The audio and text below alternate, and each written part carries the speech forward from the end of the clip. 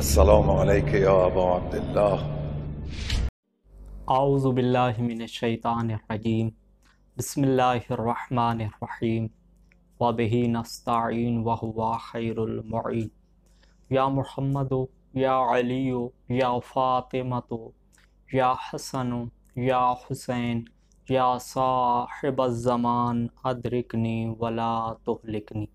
नाज़रीन किराम, अस्सलामु अलैकुम वरहमतुल्लाहि वबरकातुहू।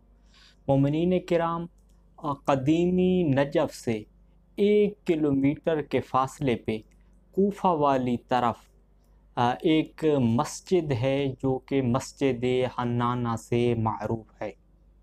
नाज़रीन, इस मस्जिद का जो मकाम है, यहाँ पर एक बुलंद सतून हुआ करता था, जिस सतून को कायम कहा जाता था। अमीरुल मोमिनीन अली इब्न अबी तालिब अलैहिस्सलाम का जब ताबूत इस मकाम से गुज़रा था तो ये सतून इस तरह झुक गया था जिस तरह नमाजी रुकू के लिए झुकता है। फिर इस सतून को अल-काइम माइल कहा जाने लगा और हन्नाना कहा जाने लगा। हन्नाना का मतलब नाज़रीन होता है जो झुक जाए। तो फिर इस सतून का नाम हन्नाना से तब्दील हो गया। और जब अमीरुल मोमिनीन अलैहिस्सलाम का ताबूत इस सतून से गुज़र रहा था तो इस ज़मीन से रोने की आवाज़ बुलंद हुई। तो जो असहाब इमाम हसन अलैहिस्सलाम और इमाम हुसैन अलैहिस्सलाम के साथ थे और आप ताबूत को लेके जा रहे थे, तो उन सहाबा ने आपसे सवाल किया, मौला इस मकाम से रोने की आवाज़ क्यों बुलंद हो रही है? तो इमाम अलैहिस्सलाम ने फरमाया कि यहाँ पर मेरा बाबा अली तारीक रातों में अल्लाह की इबादत किया करते थे, तो ये ज़मीन मेरे बाबा अली के फ़िराक में रो रही है। नाज़रीन, ये इस मकाम पर जो है अमीरुल मोमिनीन अली इब्न अबी तालिब के साथ जनाब कुमैल भी आया करते थे। एक दफ़ा फिर भी ये ज़मीन रोई, और ये उस वक्त रोई जब इमाम हुसैन अलैहिस्सलाम और बाकी असहाब के सर और असीरान आले मोहम्मद को करबला से कूफ़ा लाया जा रहा था। तो 12 मुहर्रम की रात बीबियों को और मौला हुसैन अलैहिस्सलाम के सर को और बाकी सरों को इस मकाम पर रखा गया था।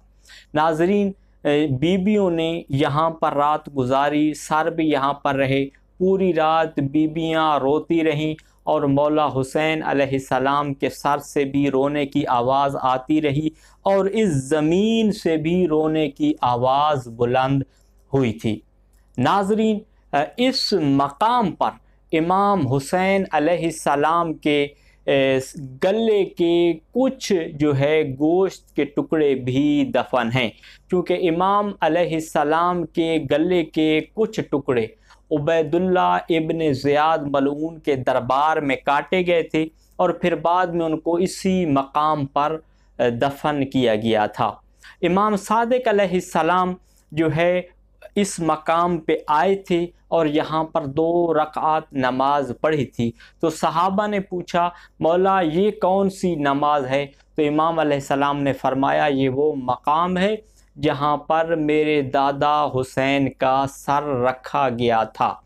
नाज़रीन, इस मस्जिद की बुनियाद के बारे में ये कहा गया है कि इस मस्जिद की बुनियाद ख़ुद अमीरुल मोमिनीन अली इब्न अबी तालिब अलैहिस्सलाम ने रखी थी। जब मौला रात को इस मकाम पे इबादत करने आते थे तो इमाम अलैहिस्सलाम ने हद बंदी कर दी थी। कुछ तारीख़ों में ये आता है कि ये मस्जिद जब असीरान आले मोहम्मद ने इस मकाम पे रात गुजारी थी तो उसके बाद यहाँ पर मस्जिद बनाई गई।